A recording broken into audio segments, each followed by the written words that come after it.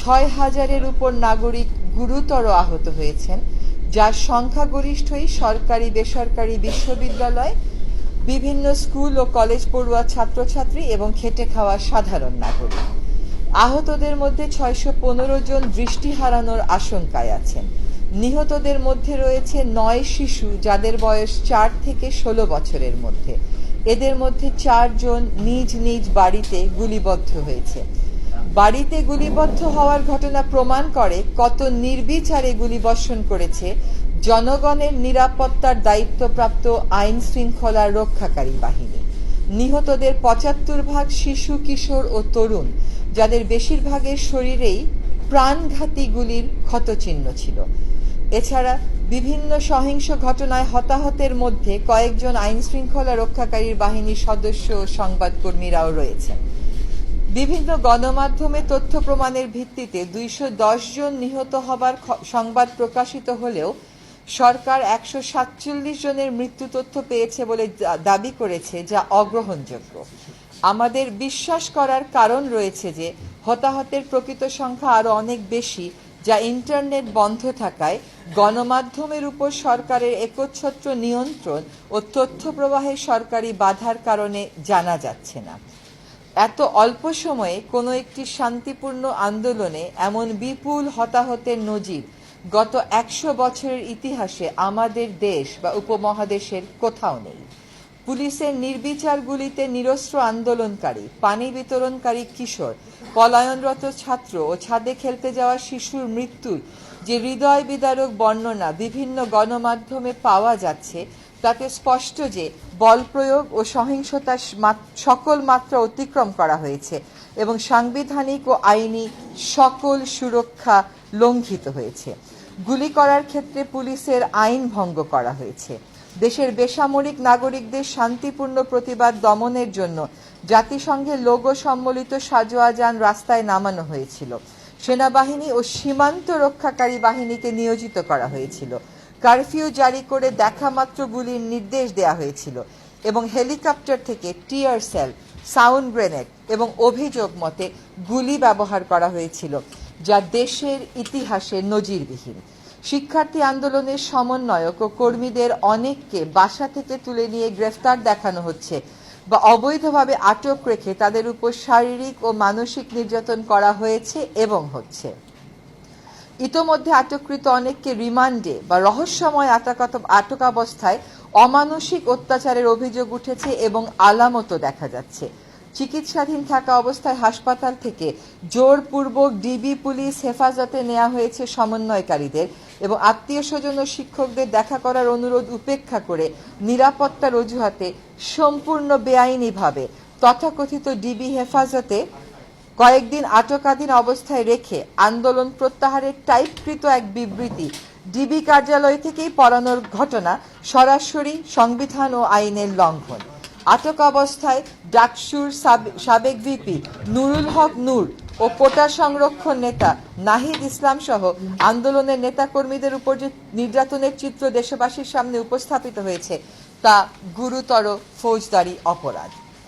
গণমাধ্যম থেকে জানা যাচ্ছে যে সান্ধ্যকালীন কারফিউ চলাকালীন সময়ে এলাকা ভাগ করে পুলিশ, র্যাব ও অন্যান্য বাহিনী ব্লক রেড পরিচালনা করছে এবং নির্বিচারে ছাত্র গ্রেফতার করে অভিভাবক, তরুণ সমাজ ও জনমনে ভীতি ও ত্রাসের সঞ্চার করছে। এতে পরিস্থিতি স্বাভাবিক হয়ে ওঠার বদলে আরও জটিল ও অশান্ত করে তোলার ইন্ধন যোগাবে বলে আমাদের আশঙ্কা। বাসা থেকে আইনশৃঙ্খলা রক্ষাকারী বাহিনীর নামে উঠিয়ে নেওয়া হলেও অভিযানকারী কর্মকর্তার পরিচয় প্রকাশ করা হচ্ছে না, সময় মতো আদালতে উপস্থাপন করা হচ্ছে না এবং কারো কারো ক্ষেত্রে আত্মীয় পরিজন তুলে নেয়ার পরে আর কোনো খোঁজ পাচ্ছেন না বলেও অভিযোগ করছেন।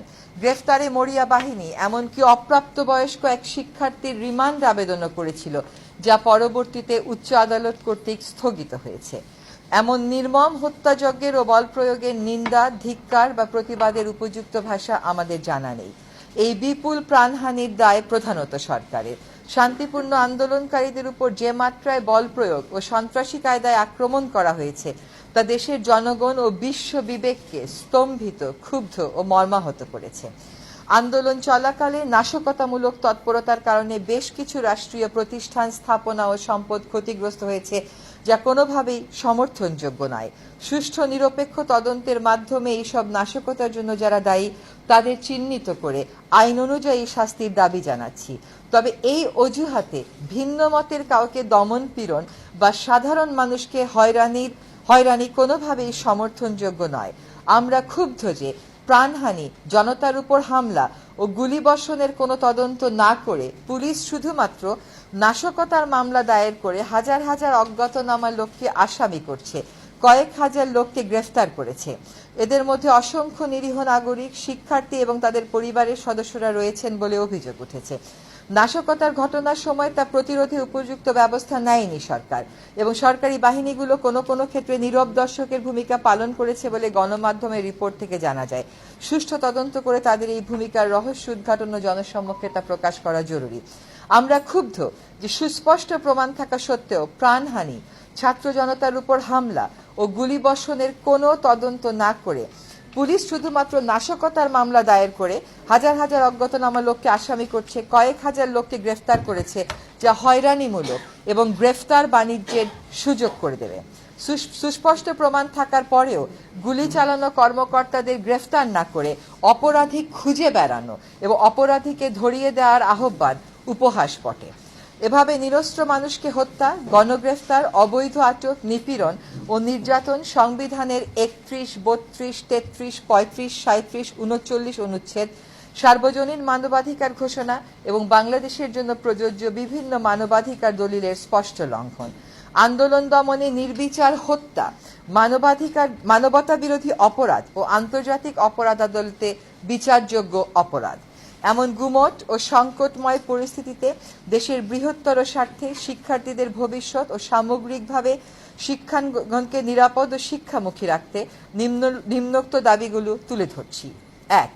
কোটা সংস্কার আন্দোলনে police, RAB, answer, BGB, Chhatra League, Jubo League সহ সরকারি মদতপুষ্ট অস্ত্রধারীদের গুলি এবং নির্মম আঘাতে নিহত সকল মৃত্যুর সঠিক স্বচ্ছ তদন্ত হতে হবে এবং প্রকৃত দোষী, তা সে যতই উচ্চ পদাধিকারী বা কোনো দলমতের হোক, সর্বোচ্চ আইনানুগ শাস্তি নিশ্চিত করতে হবে। 2. স্বাধীন, গ্রহণযোগ্য এবং বস্তুনিষ্ঠতার স্বার্থে প্রতিটি হতাহতের এবং আইন শৃঙ্খলা বাহিনীর অস্ত্রের ব্যবহার ও বল প্রয়োগের বিষয়ে জাতিসংঘের উচ্চ পর্যায়ের বিশেষজ্ঞদের তত্ত্বাবধানে তদন্ত হতে হবে। এই প্রক্রিয়া দ্রুততম সময়ের মধ্যে শুরু করতে হবে। 3. ইতোমধ্যে সংগ্রহীত ছবি, ভিডিও ফুটেজের মাধ্যমে চিহ্নিত সকল হন্তারক ও আক্রমণকারীকে অবিলম্বে গ্রেফতার করে আইনি প্রক্রিয়া শুরু করতে হবে। এ ব্যাপারে কাল বিলম্বের কোনো সুযোগ নেই। 4. জাতির ইতিহাসে সংগঠিত এমন নজিরবিহীন হতাহতের শিকার সকল নিহত আহত নাগরিকের পূর্ণাঙ্গ তালিকা সরকারকে অবিলম্বে প্রকাশ করতে হবে। 147 জন নয়, সকল নিহত আহত নাগরিকের সম্মানে জাতির সহানুভূতি, সম্মান আর শ্রদ্ধা প্রদর্শনের জন্য রাষ্ট্রীয়ভাবে যথাযথ মর্যাদায় শোক ঘোষণা করতে হবে। এই শোক প্রকাশকে আক্রমণকারীদের গ্রেফতারের দৃশ্যমান প্রক্রিয়া শুরু করে আন্তরিক ও অর্থবহ করতে হবে। দায় মেনে নিয়ে প্রত্যেক নিহতের পরিবারকে পর্যাপ্ত ক্ষতিপূরণ দিতে হবে এবং পুনর্বাসন নিশ্চিত করতে হবে। আহতদের সুচিকিৎসা নিশ্চিত করতে হবে। অঙ্গ হারানো সকল নাগরিকের পুনর্বাসন নিশ্চিত করতে হবে।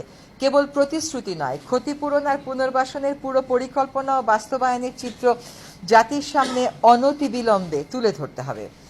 অবিলম্বে আটককৃত সকল শিক্ষার্থীর মুক্তি দিতে হবে এবং শিক্ষার্থী গ্রেফতারের চলমান প্রক্রিয়া বন্ধ করতে হবে। সকল শিক্ষা প্রতিষ্ঠান খুলে দিতে হবে এবং সেখানে অস্ত্রধারী ও প্রভাব বিস্তারের রাজনীতি বন্ধ করতে হবে। 8. তথাকথিত ডিবি হেফাজত থেকে সকল সমন্বয়কারীকে মুক্তি দিতে হবে। এমন জোরপূর্বক উঠিয়ে নেয়া আর বেআইনি হেফাজতের ব্যাখ্যা দিতে হবে এবং এর সাথে জড়িত সকলকে জবাবদিহিতার মুখোমুখি করতে হবে। 9. সরকারকে ভয় দেখানোর সংস্কৃতি থেকে সরে আসতে হবে।